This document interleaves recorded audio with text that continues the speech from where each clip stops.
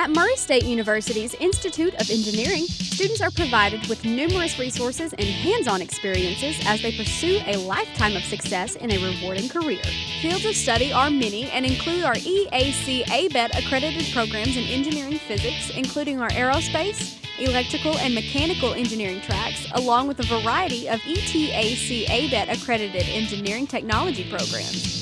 Students can also pursue a degree in our Telecommunications Systems Management program, which is recognized throughout the state of Kentucky as a program of distinction. If you're undecided on a particular program within engineering, that's okay. Faculty advisors will guide you through the process of selecting a specific program based on your passions, strengths, and career goals. In the fall of 2017, a new 81,000 square foot engineering and physics building opened, featuring modern classrooms and the latest equipment.